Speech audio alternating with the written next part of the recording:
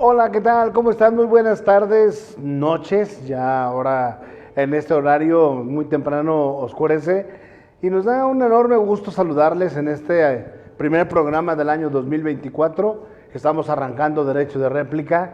Gracias por acompañarnos, por estar con nosotros.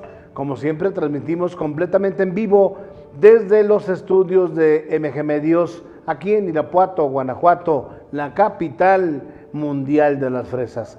Les doy la más cordial bienvenida a todos ustedes, deseándoles un año venturoso en 2024 y, como siempre, a mi compañero, el maestro Eduardo Elías, desearle también un feliz año. Bienvenido, maestro. Doctor, muchas gracias. Igualmente para ti, para tu familia y para todos nuestros queridos teleauditorio que nos están sintonizando. Pues igual, desearles lo mejor. La mayor de las prosperidades en este 2024, que todos sus sueños, todas sus metas se cristalicen y bueno, pues que continuemos juntos y podamos ver el final de este año y la luz del siguiente. Y como bien lo refieres, doctor, en esta edición número 1 2024, Derecho de Réplica con Juan Elías a través de MG Medios Televisión, desde los estudios ubicados en la ciudad de Irapuato, Guanajuato, capital mundial de las fresas. Pues bueno, pedimos nos sigan a través de las redes sociales completamente en vivo, como lo refiere el doctor Juan Elías, a través de las multiplataformas como es Facebook, Instagram, TikTok, YouTube, a través de la propia página del dominio www.mgmediostelevisión.com y en todos nos podrá encontrar así como MG Medios o MG Medios Televisión. También ponemos a su disposición una línea de WhatsApp, la cual se encuentra completamente abierta durante todo el programa, 462-157-4522 para recibir sus saludos, felicitaciones, sugerencias, alguna duda que tengan con respecto al transcurso del programa o bien en el tema que abordaremos con el invitado. Y bueno, vamos a tratar de darle salida completamente en vivo durante el desarrollo del propio programa, doctor. Un programa muy ad hoc, doctor, al inicio de año, a las obligaciones que tenemos como ciudadanos y pues tenemos nada más y nada menos que el indicado para que nos hable de esto. Doctor, nuevamente un placer, gracias, un placer compartir contigo. Muchas gracias, maestro, y es correcto, contribución, contribuir, colaborar, esa es la parte importante y de eso hablaremos en un momento más. Pero antes, un segmento en materia laboral con el licenciado Diego Marindo Juan. Mi querido Diego, ¿cómo te fue de fiestas? Muy bien, doctor, muy bien, ya venimos con todo el ánimo y pues gracias por estar un año más aquí con ustedes y vamos a echarle ganas y entrar en materia con esta bonito de que es laboral. Pues doctor, tengo un caso aquí de una persona que se acerca a pedirnos asesoría, llega ahí al despacho, nos dice que ella, pues esta persona no le pagaron en sus vacaciones, disfrutó de su periodo de vacaciones, no le están pagando, dice él, la persona no me están pagando mi bono de productividad, mi bono de asistencia. Ok, bueno, empezamos a checar su copia del contrato de trabajo, doctor, pero ¿qué cree? Que en el contrato pues no se los marca y recuerde que estas dos prestaciones pues son prestaciones superiores a la ley que les otorga el patrón, o sea son superiores, es por cuenta del patrón que les está dando el bono de asistencia y el bono de productividad. Ok, bueno, nos dice, entonces, ¿qué es lo que se me debe de pagar cuando yo disfruto de mi periodo de vacaciones? Mire, doctor, cuando una persona disfruta de su periodo de vacaciones, recordemos que hay dos cosas que se le tienen que pagar. Sus 12 días laborables de vacaciones, que es lo que marca el artículo 78, que dice 12 días laborables, ¿sí? Y el artículo 74 nos marca que por cada 6 días de trabajo hay un día de descanso. Se le tiene que pagar al momento de tomar sus vacaciones, son sus 12 días laborables más su descanso o sus descansos, dependiendo la antigüedad que tenga en el trabajo y los días que tenga derecho a disfrutar de vacaciones. ¿Qué otra cosa se le debe de pagar al trabajador? Pues la prima de vacaciones, que es el 25% de los 12 días. Si es que tiene un año o si es que tiene más, pues ya de ahí se saca el 25% para la prima de antigüedad. Pero que nos estaba diciendo en específico la persona, que a ella no le pagaron su bono de productividad y su bono de asistencia, esto no lo marca como tal la Ley Federal del Trabajo. Estas ya son prestaciones, como yo le indico a pues al cliente le digo, ¿sabes qué? Es que esto no ni en tu contrato de trabajo viene marcado, por lo tanto, pues el patrón lo único que te puede pagar pues son tus días de vacaciones, que son 12 días, y luego me dice, bueno, pero es que entonces, ¿cómo tomo mis vacaciones? Bueno, ya lo dijimos, el artículo 78 nos dice que por un año de servicios son 12 días, ¿sí? Y el artículo 74 nos dice que cada 6 días es un día de descanso, o sea, son 12 días laborables de vacaciones más tu descanso. Uno o dos descansos, dependiendo la antigüedad que tenga. Eso es lo único que se tiene que pagar, doctor. Las vacaciones y la prima vacacional, es todo. Si ellos tienen prestaciones superiores a las de la ley y no los marca su contrato, no tiene el patrón o no está obligado a pagárselos. Solo si en su contrato, ya sea colectivo o individual, las está marcando, entonces sí, se debe de estar pagando estas prestaciones. Si no, doctor, pues nada más se tiene que ajustar el patrón a lo que nos marca la ley. Ok, correcto. Pues un buen dato, Diego, porque luego no conocemos, queremos exigir, el patrón también tiene topes por ley, y aquí lo acaba de comentar Diego.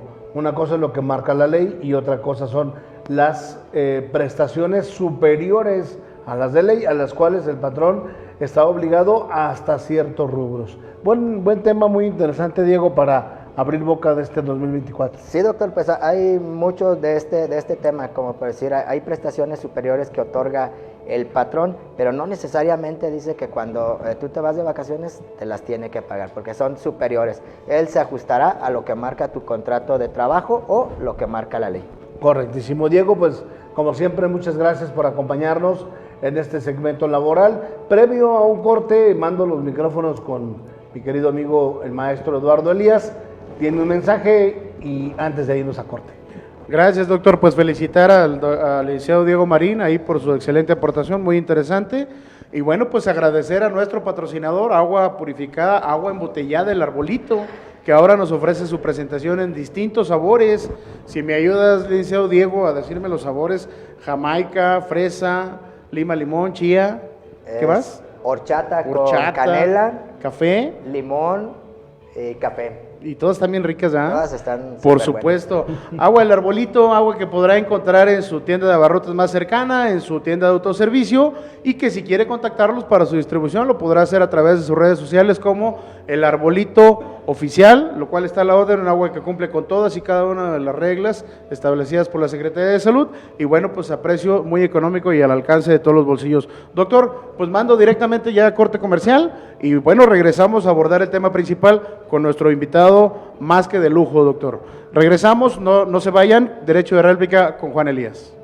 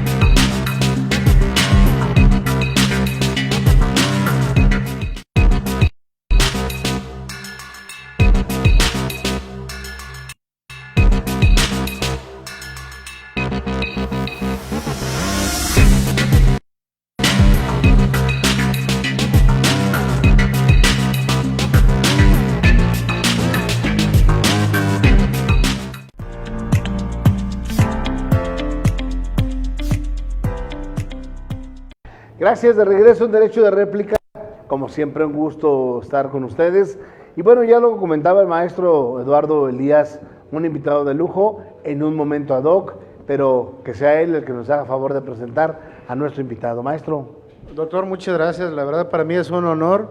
Me permitas presentar a nuestro invitado del día de hoy, quien ya hemos tenido la suerte de tenerlo aquí en las transmisiones del programa, siempre con temas muy atinados, brindándonos todo el apoyo a Derecho de Réplica con Juan Elías y en especial a MG Medios Televisión. Y pues bueno, como te repito, para mí es un honor presentar nada más y nada menos que al contador público Miguel Ángel Fonseca Gutiérrez.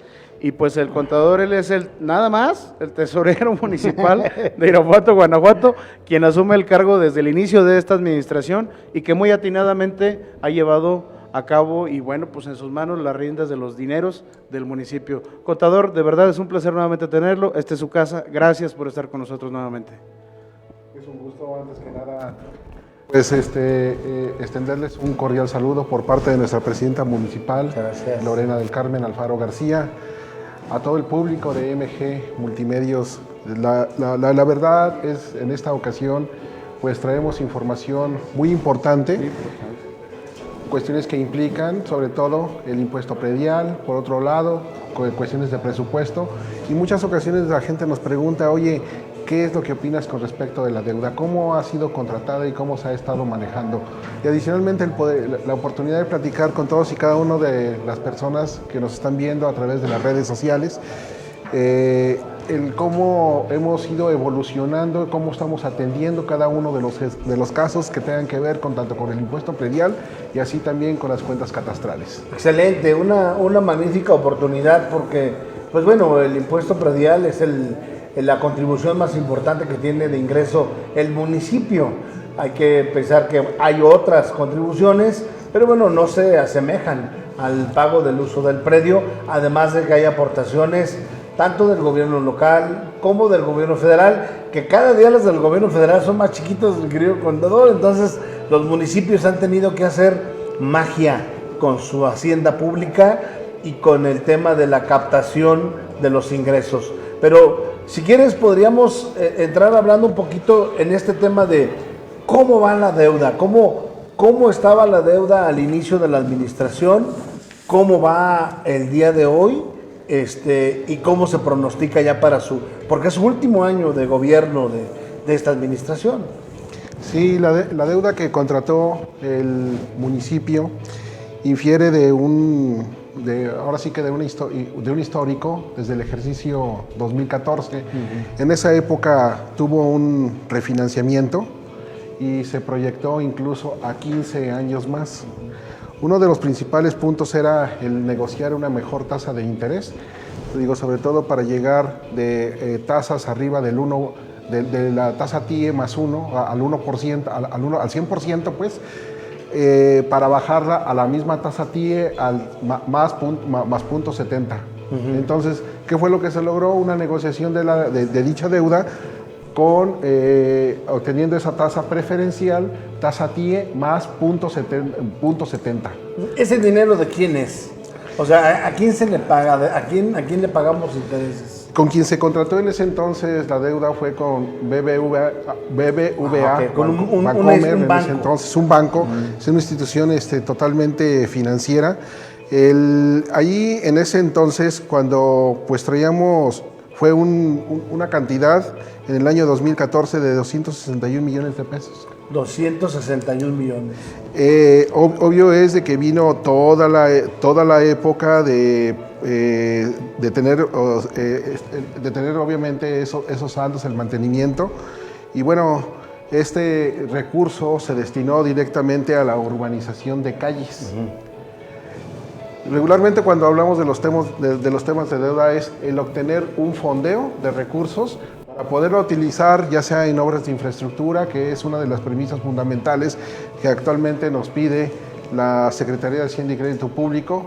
Tienen que ser proyectos de inversión totalmente productiva y sobre todo lo que uno está buscando es, la primera parte, ganar la evolución que se está teniendo, el desarrollo que se está teniendo totalmente en un municipio. Okay. Aquí también enfrentamos temas que se relacionan con los costos.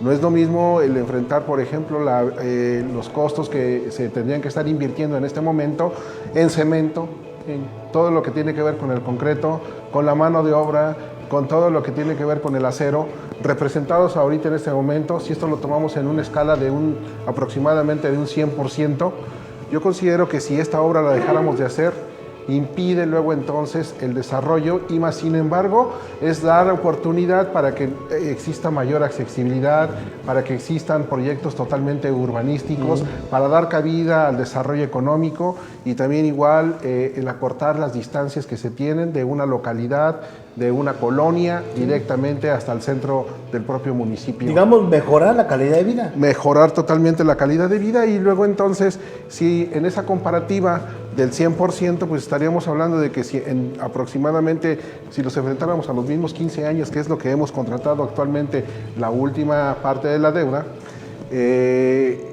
mínimo tendríamos que contratar hasta esos ejercicios dentro de 15 años, hasta en un 400% aproximadamente. Okay. ¿A qué voy? Oye, pero te va a costar porque vas a pagar intereses. Sí, pero es un financiamiento que únicamente podría ir durante la vigencia de todos los 15 años, 1 a 1, y únicamente me representaría un 100% más. Entonces, ¿qué es más costeable? ¿El irme hacia el 400 o 500% o quedarme únicamente en el 200% y dar accesibilidad, dar todos esos proyectos, dotar al municipio de infraestructura? ¿Para qué? Para que exista un mejoramiento de todo el ambiente urbano, de todo el ambiente social. Y entonces, bueno, en el 2014 traíamos 261 millones. Esto se prolonga para el 2029, que son los 15 años. Al 2024, ¿cómo vamos? Actualmente el saldo de esa deuda está representado por 180 millones de pesos. Y luego entonces, si a esto sumamos el monto del recurso que hemos dispuesto hasta este momento de 184 millones, únicamente dispusimos de 176 millones de pesos. Haciendo la sumatoria de estos dos conceptos, tanto de la deuda del año 2014 y así también la correspondiente al 2023, pues traemos únicamente 356 millones de pesos al último corte con respecto de la deuda. Yo, antes que nada, establecería una primera premisa. Tenemos la fortaleza respecto de todos nuestros bienes patrimoniales. Tenemos la fortaleza de nuestros líquidos. Regularmente, todo lo que corresponde al efectivo, al disponible en este momento, pudiéramos estar hablando de que existen recursos de libre disposición que si en estos momentos tuviéramos que saldar esa deuda, existe una relación de 3 de los recursos que son disponibles líquidos a 1 con respecto de la deuda. Entonces, desde esa primera perspectiva, tenemos ahora sí que un semáforo completamente en verde. Otro punto de referencia, a nosotros nos está calificando constantemente la Secretaría de Hacienda y Crédito Público. Ahí se establece un semáforo. Respecto de este semáforo, se hace referencia a que del monto total de las participaciones, yo puedo comprometer recursos para no pasar de un semáforo verde a un semáforo amarillo, recursos hasta por un 60% aproximadamente del monto total de las participaciones. ¿Qué diría yo en esta primera, con respecto a esta primera anotación?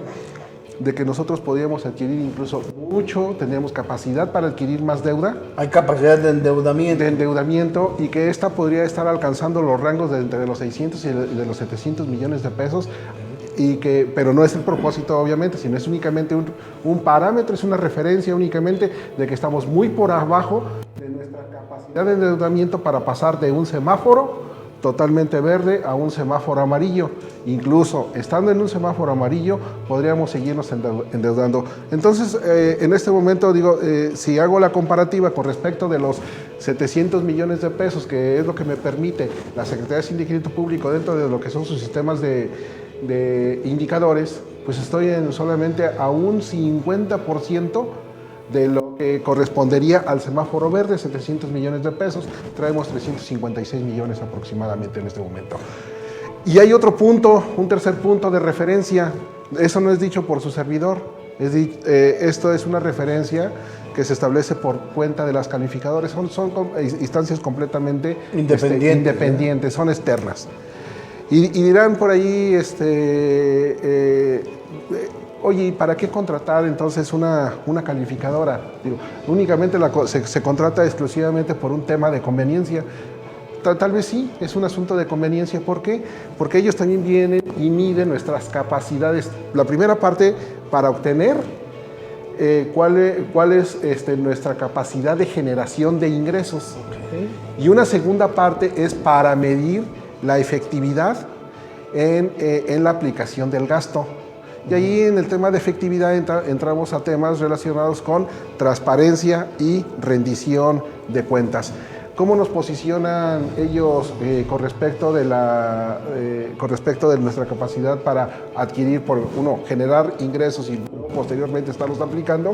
Nos califican completamente favorable, es decir, que estamos también igual, allí en un semáforo completamente verde ante las calificadoras. ¿Quiénes son? ¿Standard & Poor's? ¿O quién está calificando en este momento el municipio? Para ese efecto se contrató a una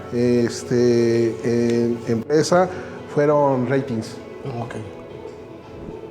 ¿Cuál es el presupuesto que tenemos para este 2024, que es pues ya el cierre de la administración o de esta administración, aunque bueno, existe la posibilidad, como ya he sabido, de la reelección inmediata de la actual presidenta municipal, pero bueno, por lo pronto habrá que cumplir con un periodo de gobierno que es estos 10 meses que le quedan a la administración, pero bueno, la administración no corta los 10 meses, cierra a los 12.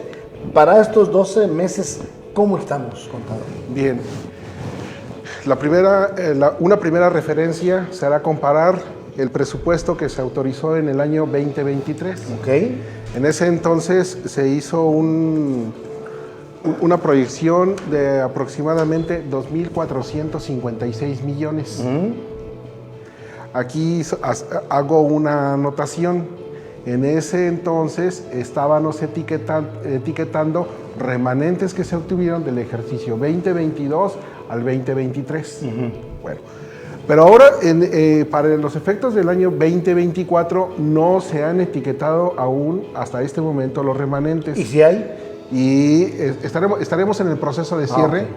Y en el proceso de cierre ya nos dará la pauta para establecer cuál va a ser el criterio del remanente. Ahora bien, para 2024 se estableció 3 tipos de fondeo. La primera parte, todos los ingresos de libre disposición, que son los ingresos propios y las participaciones federales. Esto alcanza 1.632 millones. Las aportaciones federales del ramo 33 alcanzan una cuantía de 689 millones de pesos. Y los convenios estatales, que son, de ahí también igual recibimos apoyo por parte del gobierno del estado, adquieren una naturaleza hasta por 135 millones de pesos. La sumatoria de esos 3 orígenes de recursos nos da un total de 2.457 millones de pesos. Casi lo mismo del 2023. Hay una diferencia aproximadamente de ¿Un millón? Un millón de pesos. Vuelvo a insistir, una primera parte. Aquí todavía no se etiqueta el remanente. Para una administración municipal, la obligación de buscar el cierre de su ejercicio presupuestal fenece aproximadamente al 31 de marzo.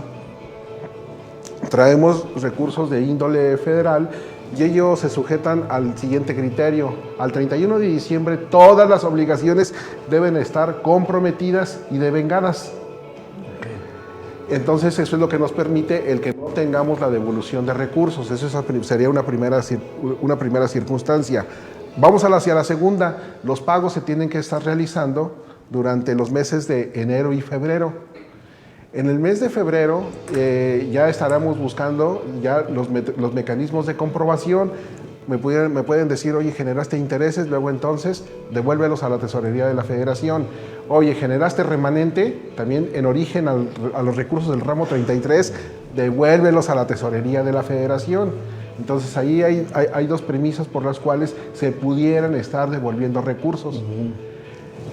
¿Qué hicimos nosotros con el apoyo en primera instancia del COPLADEMI, que es el Consejo de Planeación y Desarrollo Municipal del municipio de Irapuato, que se hizo en conjunción con la Comisión de Hacienda y el propio ayuntamiento?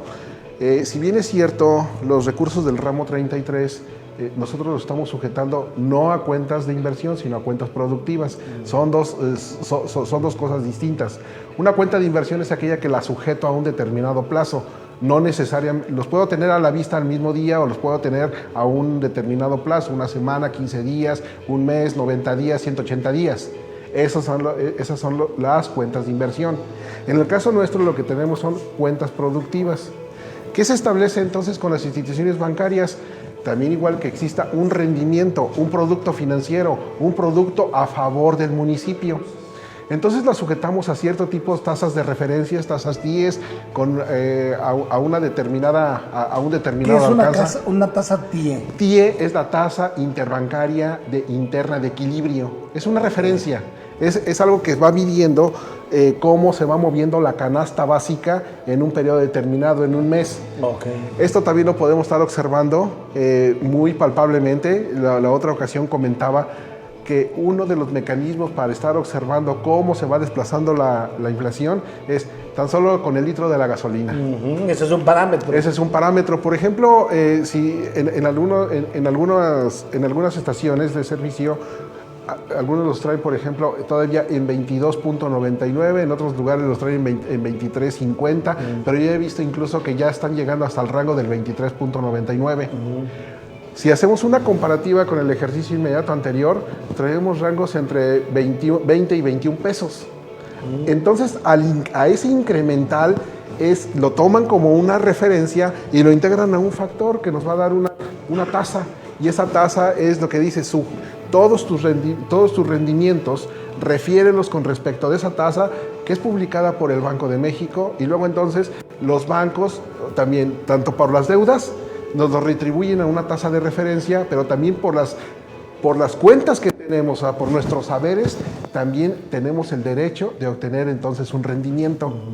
Aquí concluyendo y redondeando esta primera parte, todos los ingresos derivados del ramo 33, el histórico, los sujetamos a esas cuentas productivas y obtuvimos rendimientos. Okay. ¿Qué quiere decir? Que para no devolver ese recurso, solicitamos al COPLADEMI de que etiquetáramos y tuviéramos un mayor alcance con estos intereses. ¿Qué sería únicamente los intereses que estaríamos devolviendo? Eventualmente, los recursos, el saldo al 31 de diciembre, enero, febrero, pero de los intereses que se generan en esas fechas, porque esos no los etiquetamos. Entonces, con esto nosotros tenemos un mayor alcance con respecto de los recursos del ramo 33. ¿Qué más fondos recibimos de la Federación? Ninguno otro. Nada más el ramo 33. Nada más el puro ramo 33. Ahora, uno tiene que ver con el Fondo de Aportaciones a la Infraestructura Social y otro tiene que ver con el Fondo para el Fortalecimiento Municipal. De facto, o sea, y esto que sumado a las participaciones ya forman parte de la base contributiva de todos y cada uno primero, del impuesto sobre productos del trabajo, 2, del impuesto sobre la renta que se paga tanto por las personas físicas como por las personas morales. ¿A dónde se van todos esos recursos? A la tesorería de la Federación. Entonces, ese recurso es de los ciudadanos irapuatenses y lo que hace es devolverlo a través de un mecanismo de la tesorería de la Federación al Estado y del Estado al municipio. O sea, regresa. No es, entonces, yo ahí teorizo. No es que la Federación nos esté entregando ese recurso. Te está regresando lo que ya nos teníamos. Está regresando un recurso que es de los ciudadanos irapuatenses. ¿Y siempre ha sido así? Siempre tendría que ser así. Ahora, hay algunas discusiones, únicamente lo dejo en la mesa, por algunos estados, incluso por algunos municipios, en el cual consideran que no se está devolviendo la totalidad de la retribución. Yo podría comentar, tenemos parques industriales, tenemos industria, tenemos negocios, tenemos tiendas y todos tributan en diferentes esquemas. Algunos son pequeños contribuyentes, algunos son personas físicas con actividades empresariales, algunas otras son personas morales que tienen una actividad empresarial mucho más amplia y que son generadores de ingreso. Entonces, para estos efectos grava el impuesto sobre la renta, se graban y les aplica el impuesto sobre la renta a los ingresos acumulables. Y de esos ingresos acumulables hay un impuesto sobre la renta que luego entonces va directamente al esquema contributivo de la Secretaría de Hacienda y Crédito Público a través del SAT y que luego entonces hay que cumplir en determinadas fechas y entonces en un ejercicio subsecuente esos recursos es como regresan tanto al Estado como al municipio.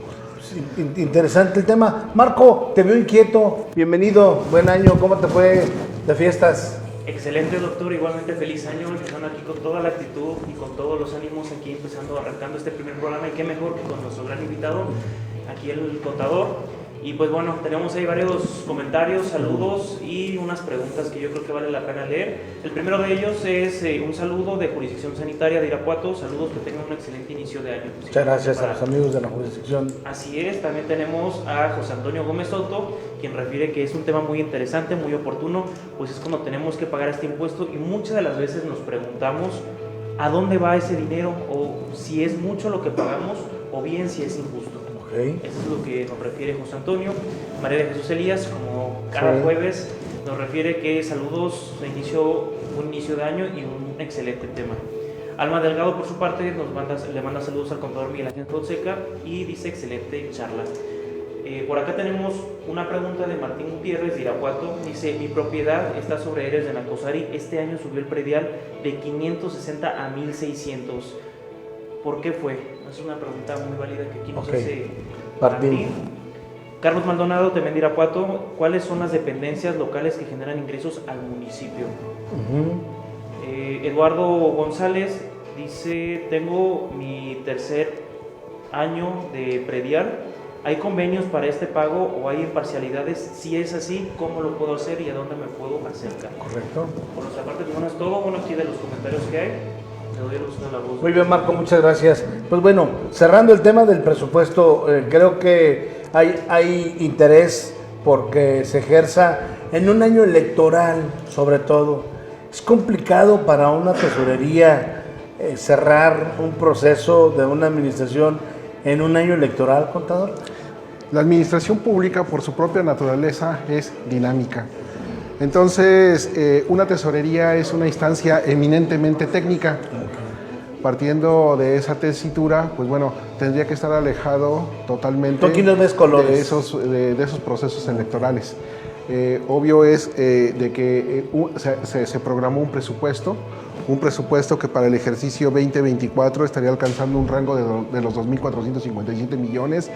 Comentaba que en el año 2023 alcanzó un rango de los 2.456 millones y estaríamos ya sumándole la concurrencia de los recursos que nos ha proporcionado el gobierno del estado en un presupuesto aproximadamente de entre 3.600 millones al cierre del ejercicio 2023. Cuando hablo de concurrencia es porque, por ejemplo, se va a hacer una rehabilitación de alguna calle, puede ser que el estado vaya en un 50% y el municipio va en un 50%. ¿A dónde se va ese 50%? Directamente ingresa a la tesorería municipal. ¿Para qué? Para que luego entonces se establezca un procedimiento licitatorio a través de la Dirección General de Obras Públicas Municipales, a través de su propio comité, tiene una instancia totalmente reguladora en la materia de la asignación de la obra pública. Y con esto se da pie a la asignación para que exista concurrencia, para que exista equidad y que exista también igual el permeo para con todos y cada uno de los contratistas y tengan la misma oportunidad de participar en este tipo de procesos. Son las licitaciones públicas. Luego entonces hay rangos en los cuales se establece los procesos de licitación pública, las licitaciones restringidas y las asignaciones de naturaleza directa. Pero ahora bien, ¿qué nos permite ese 50 y ese 50%? Tener los recursos suficientes para realizar el pago de esos contratos que hayan sido asignados y conforme se vayan presentando los anticipos, las estimaciones, se va destinando luego entonces el recurso. Se va aplicando. Se va aplicando. Es una pregunta muy interesante siempre, o sea, la primera parte tiene que ver de hacia dónde se van los impuestos. Yo inicialmente tuve una experiencia aproximadamente por 13 años en el ámbito privado.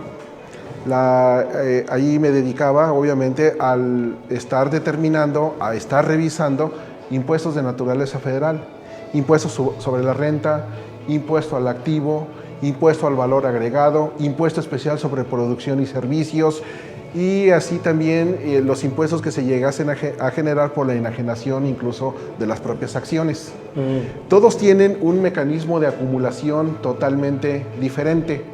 En el caso del impuesto sobre la renta ya mencionaba que lo que grava son los ingresos acumulables y se tiene la oportunidad de tener deducciones autorizadas para así determinar una base y aplicarle luego entonces el impuesto. En el caso del impuesto al valor agregado y el impuesto especial sobre producción y servicios, lo que se estaría grabando es el valor de los actos o de las actividades que están sujetos a la materia del libre. A la materia del IVA, y son dos consideraciones completamente distintas, porque para acá tengo que estar acumulando, en el caso de impuesto a la renta, intereses acumulables, y acá por otro lado no los tengo que considerar para los efectos del IVA. La ganancia inflacionaria, por ejemplo, la tendría que estar acumulando la tendría que estar indexando para los ingresos acumulables, cuestión que no juega para el tema del impuesto al valor agregado. Con respecto del tema del origen de los impuestos, ahí yo tomaría como referencia una teoría que utilizaba el fiscalista Hugo Gasca Bretón. Él hacía referencia mucho al tema de la teoría de los impuestos en la isla de los pingüinos. ¿De qué se trataba esta teoría? Únicamente que estaban buscando el cómo solventar, el cómo sobrellevar, el cómo darle, allegarse de recursos para su propia comunidad. Y entonces hacer frente a las necesidades colectivas de una sociedad para embellecer su lugar, para hacerlo más atractivo. Entonces en esa búsqueda decían, bueno, pues vamos grabando la fealdad. No, ¿cómo crees? ¿Cómo se va a grabar la fealdad? Oye, vamos a grabar a los que más tienen. No puede ser posible. ¿Cómo que los que más tienen? Vamos a grabar a los que más compran. Esto nos empieza a hacer más sentido. ¿Por qué? Porque el que más compra es porque tiene una capacidad generadora también de ingreso. Entonces, como siempre, o sea, están por ahí las personas que tienen una amplia experiencia, las personas maduras, son un ejemplo de vida este tipo de personas. Y entonces, algo en lo que hacía referencia, a ver, ustedes están totalmente fuera de lo que correspondería a la realidad. Aquí lo que se tiene que empezar de entrada, ¿sí?, a considerar es que aquella persona que haya generado una determinada ganancia, luego entonces tendrá que retribuir una parte de esa ganancia para destinarlo al fin colectivo. Entonces, partiendo de esa materia, comentaba yo hace un momento, había anteriormente el impuesto al activo. ¿Qué nos gravaba? Los activos que tenía una persona física o una persona moral. Bajando entonces a ese esquema, ahí se establecieron diversos tipos de principios. Uno, que en el momento del establecimiento de las contribuciones partieran de una base acumulable, pero que estas fueran justas, fueran proporcionales y fuesen equitativas. En algunos casos se establecieron tasas, en otros casos se establecieron tablas de naturaleza progresiva, y es como incluso empieza a permear el tema de los impuestos. Ahora, hay ámbitos. La parte de la federal lo que grava son las ganancias, o en su momento la producción y el servicio, o bien en su momento el valor total de los actos, actividades.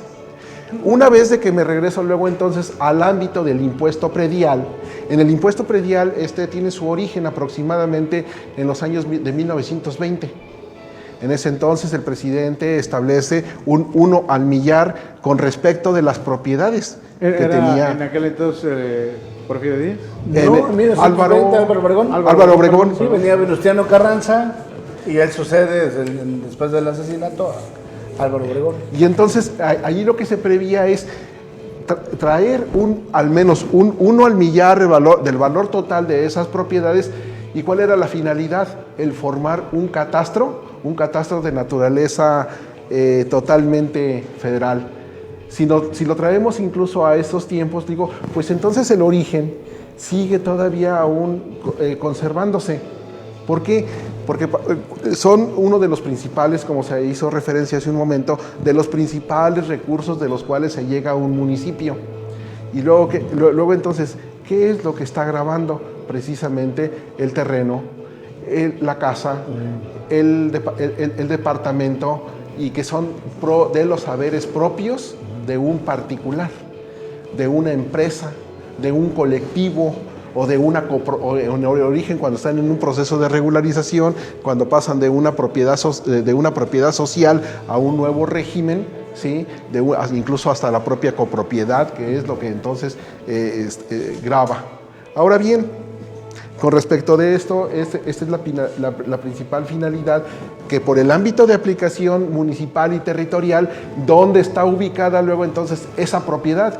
Esa propiedad está ubicada directamente entonces el municipio, por lo tanto, luego entonces la retribución que tenga que ver con respecto de ese territorio es lo que trae la propia consecuencia de que el municipio se pueda estar allegando de esos recursos para luego entonces dotar de la infraestructura que comentaba, del embellecimiento de la sociedad irapuatense, del embellecimiento de nuestra ciudad, de mejores servicios en materia de parques y jardines, calles. Perdón la intervención, pero decía el doctor Juan Elías por ahí en una de las clases en las que tuve el placer de ser su alumno, decía es que el territorio corresponde en su totalidad al municipio. Totalmente. ¿Te acuerdas de esa? Correcto. Ni el gobierno local ni el gobierno federal detentan en sí un territorio. Ellos viven en un territorio facilitado por un ente municipal, ¿no? Es decir, los que tienen el territorio son los municipios. Los que tienen el territorio son los municipios, y es allí entonces a quien le corresponde ese tipo de retribución. Así es como lo estableceríamos. Uno de los principales elementos que nosotros tomamos en consideración es de que debe de existir un método de valoración de esa propiedad, del terreno y de la construcción. Y entonces ahí es donde viene el tema del avalúo de naturaleza catastral, y luego entonces esa es la base que consideramos para los efectos, para el cobro del impuesto Porque predial. decía aquí, perdón que te interrumpa, contador, decía Martín Gutiérrez, yo pasé de pagar 560 pesos el año pasado a 1,600, o sea, digamos que un poco más de 1,000 pesos. Seguramente hubo una actualización, si no mal recuerdo era en la calle Héroes de Nacosari. No sé si ahí habría alguna obra que haya elevado el valor o no necesariamente. Bien, de entrada, los mecanismos de valoración de la propia propiedad tienen que estarse aplicando entre los 2 y los 3, cada 2 y o 3 años, dependiendo del número también de cuentas prediales, que es algo que tenemos que tomar en consideración.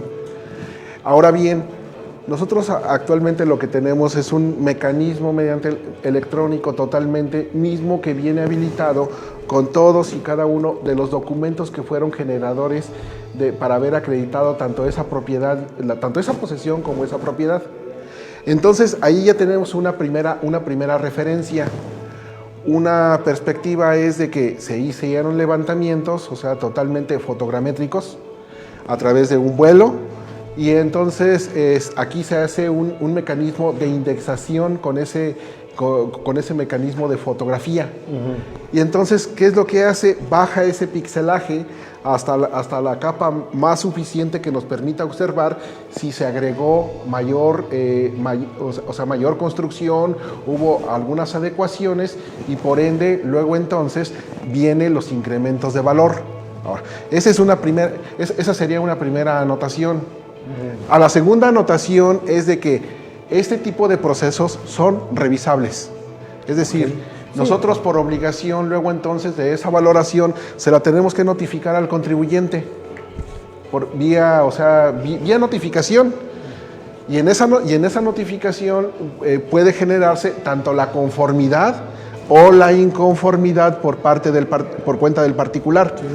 Si en algún momento nuestro amigo tiene por allí alguna duda, ¿se puede inconformar? A ver, yo omitiría el tema de la inconformidad. Que me dé obviamente su domicilio, dónde lo puedo localizar, nos programamos una visita y realizamos una visita física. Okay. Ya en particular. ¿Qué nos trae esto como consecuencia? Pues de que nos permite entonces, adicional al tema de la fotografía, nos permite acudir directamente al sitio y les digo, oye, conjuntamente con el equipo de trabajo, pues vamos haciendo y tomando los criterios mediante los cuales obviamente fueron valorados. Ahora me dicen, oye, es que para los efectos del avalúo únicamente me tomaste los precios de frente. Ok, es aceptable y se puede estar realizando cierto tipo a través de esos mecanismos de valoración en el cual nos vayamos navegando hasta el fondo para estar aplicando determinado tipo de porcentajes entre un 75, entre un 50, de acuerdo a la condición real del inmueble. De acuerdo a la condición. Ahora, algo que juega también es la antigüedad de la construcción. Sí. Entonces, perdón que te interrumpa, contador, pero en alguna ocasión yo recuerdo que al hacer ese proceso alguien me dijo, mira, ni le busques, Juan Elías, porque a lo mejor te sube. ¿Será? Yo lo único que le comentaría es, a ver, en el hecho de que encontremos luego entonces una mejor condición, ajá, luego únicamente le conservaríamos para el ejercicio 2024 lo que ya le fue notificado. Okay. No se lo podría subir de facto. Sí, ¿Por qué? Porque luego entonces, pero te lo guardo. Sí, pero te lo guardo. Oye, ahora, el acto tiene que ser notificado. Sí, claro. Tiene que estar fundado y tiene que estar notificado. Ningún acto es definitivo. Ningún acto es definitivo. Pero también sí tengo casos en los cuales, al haber hecho esa valoración, se reconsidera el valor y puede luego entonces generar un valor más abajo del que se había previsto. Y entonces se tendrá sus efectos en el impuesto predial. ¿Y ahí qué tendría que hacer Martín Gutiérrez? ¿Asistir a dónde o acudir a dónde? Que acuda directamente a las oficinas de la Tesorería Municipal, directamente con su servidor, si es posible, que se ponga en contacto, o bien directamente ante la dirección de catastro. Están frente al teatro principal, en el edificio de gobierno, ¿verdad? Estamos frente al teatro principal, en el centro de gobierno municipal, y están en el primer piso. O sea, para que no tengan que subir escaleras. Marco, te veo inquieto, Marco. Así es, doctor. Bueno, pues para cerrar aquí el tema tan interesante, por cierto, que aquí nos comparte nuestro invitado.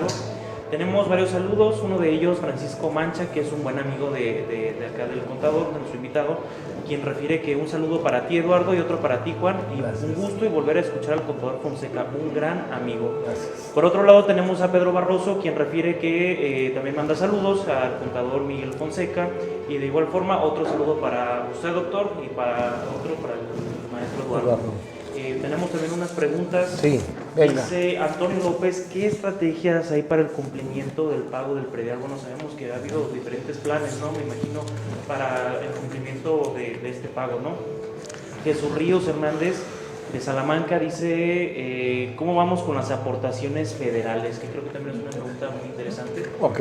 Y es lo que tenemos al momento. Muy amable, Marco. Bueno, saludos de regreso al doctor Javier Mancha, buen amigo, ya te había hablado un poquito de él antes de entrar al aire.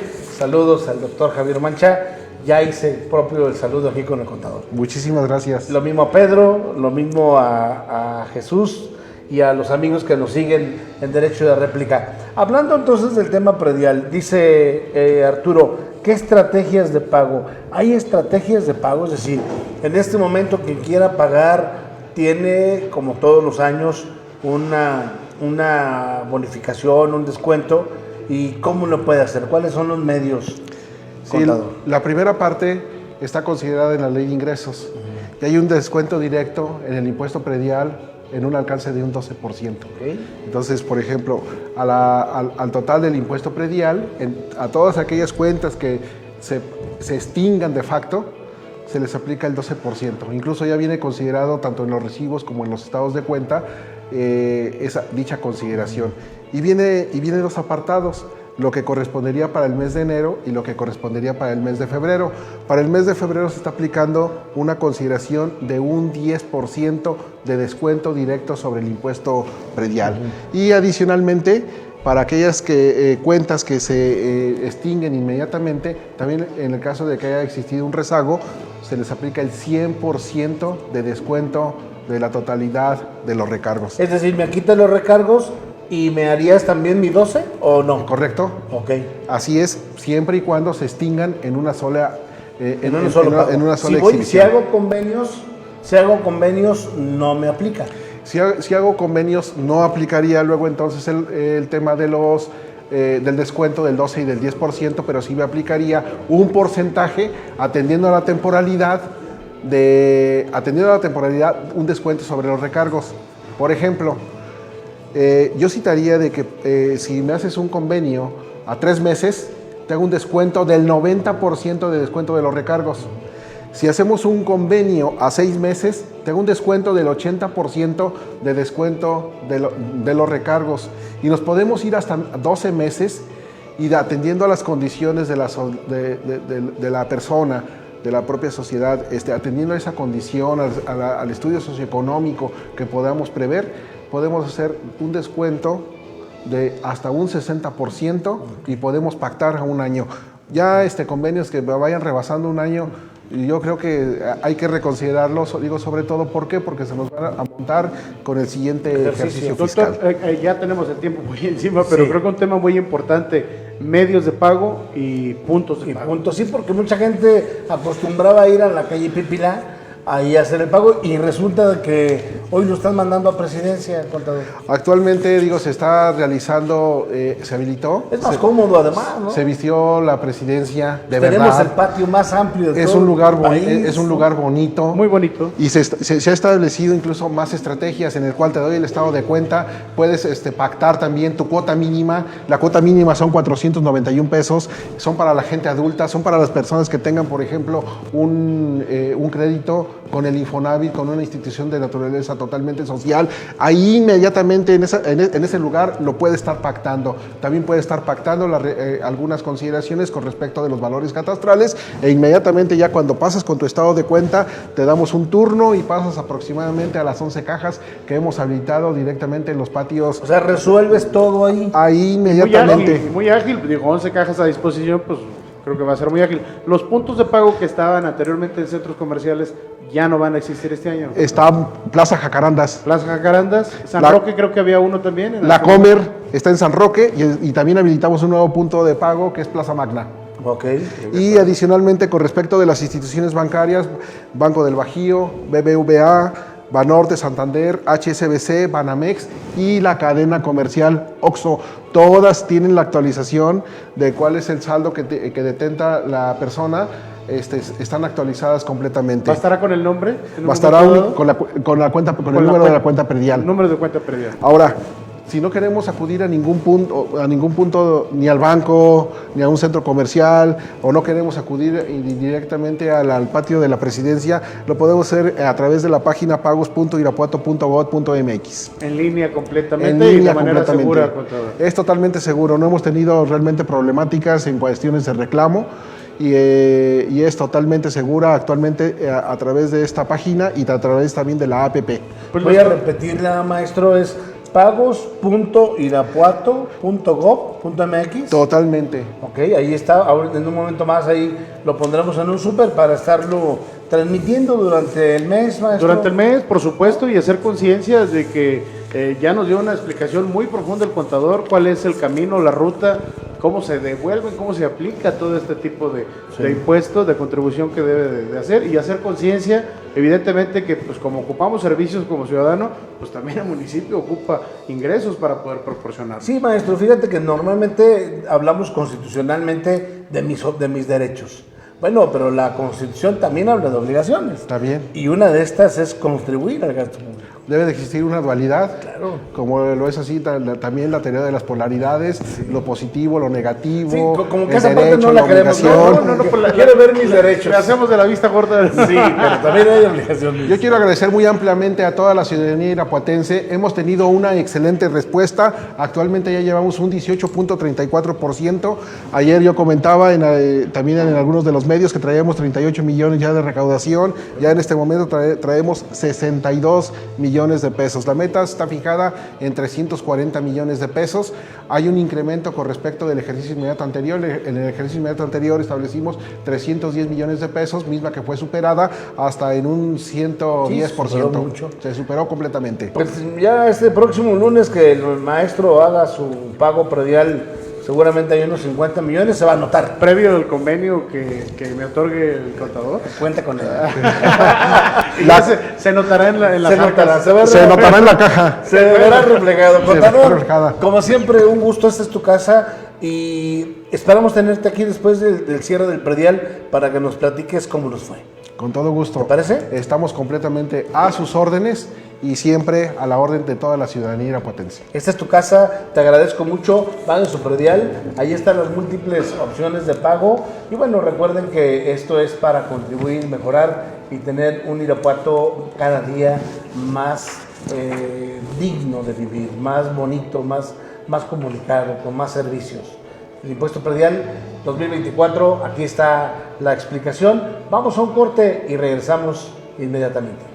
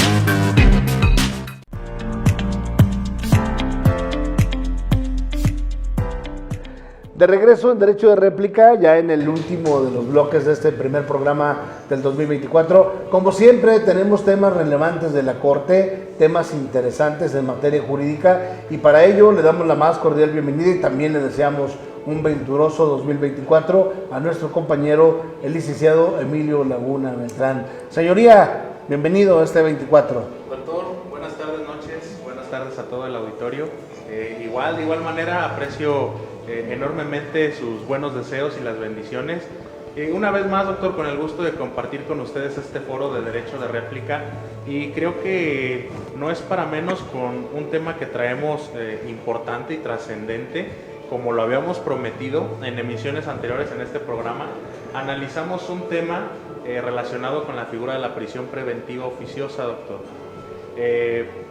Algunos se preguntarán qué tiene que ver con el tema de hoy. Pues no tiene ninguna relación, pero es trascendente porque durante el 2023 surgió una sentencia de la Corte Interamericana de Derechos Humanos en donde inaplicaba la figura de prisión preventiva oficiosa en el artículo 19 de la Constitución, y muchas personas comentaron que no iba a haber oportunidad, o que era muy lejana la oportunidad de que esa disposición constitucional, es decir, que esa figura se aplicara o se desaplicara en nuestro país, porque generaría que muchas personas que se encuentran privadas de su libertad regresaran a las calles. Bueno, pues se hizo el ejercicio, y de los pocos que lo han hecho y de los pocos que lo han logrado, nos incluimos en el corporativo Elías Flores. El segmento de hoy es destinado a platicarles que obtuvimos una sentencia de un juzgado de distrito aquí en Irapuato, en donde conseguimos que se decretara la inaplicación y la inconvencionalidad de la figura de prisión preventiva oficiosa. ¿Y qué significa esto? Bueno, a grandes rasgos, que déjenme adelantarles que vamos a destinar una cápsula especial para comentar los pormenores de esta sentencia, pero acabamos de conseguir que un juez de distrito ordenara que se inaplicara esta figura de prisión preventiva oficiosa, y tal y como lo ordenó la Corte Interamericana de Derechos Humanos, que los jueces en materia penal, en este caso y para México, los jueces de control, inaplicaran esa figura, y a aquellos que lo solicitaran se hiciera una audiencia de revisión de medida en donde se impusiera alguna de las otras medidas cautelares que se puede aplicar a una persona que está sujeta a un procedimiento penal. En este caso, pues tendremos que ser convocados a una audiencia de revisión de medida en donde seguramente el Ministerio Público defenderá su posición en cuanto a una figura de prisión preventiva justificada. Sin embargo, la sentencia interamericana y la sentencia de distrito es clara. Entonces, hay no digo un sinnúmero, sino hay muchas medidas cautelares que se pueden aplicar antes de aplicar la prisión preventiva en cualquiera de sus modalidades. Entonces, es el tema, doctor, se consiguió, hablamos de esta figura en este programa, se hizo el ejercicio, se consiguió, y vamos para adelante con los que vienen. Es el tema de lo relevante de la Corte, doctor. Es un tema muy interesante, Emilio, lo has sintetizado de manera muy puntual. Aquí lo que vamos a revisar o esperar es la audiencia que nos otorgue el juez de control, donde nosotros hace aproximadamente 5 meses le habíamos hecho saber al juez de control que aplicara un principio constitucional que es el control difuso. Y concretamente inicia la audiencia de revisión de medida y dice el juez: tú lo que quieres, me lo dice a mí, tú lo que quieres es que yo aplique un control difuso, y de una vez te digo, no lo voy a hacer. Espérame. Entonces desde ahí, pues estás violentando un derecho que hoy la juez del distrito 9, aquí en Irapuato, con sede en Irapuato, nos ha dado la razón, y ahí está una inaplicación de la prisión preventiva, independientemente del delito. Ahí tendrán que analizarlo, pero creo que es un tema relevante, como bien lo comenta Emilio, y amerita un programa especial que lo vamos a armar ya con puntos y comas de manera muy puntual. Sí se puede aplicar la convencionalidad, ya lo aplicamos en un caso concreto, y además es un delito muy serio, no es un delito cualquiera, pero también puedo decir que la persona privada de su libertad es probable, no es todavía un sentenciado. Entonces los temas son interesantes. Emilio, has puesto el dedo en la llaga, y yo creo que de ahí partimos en el 2024. Que sea el inicio, doctor, y para analizarlo como se debe. Ok, correcto. Pues bueno, estamos llegando a la parte final de Derecho de Réplica con Juan Elías. Muchas gracias por acompañarnos. Programa 1 del 2024. Nos quedamos en el programa 51 ya de Derecho de Réplica del 2023. Esperamos, así como las finanzas de la tesorería, superarlas. Así es que aquí estaremos. Gracias. Hasta luego.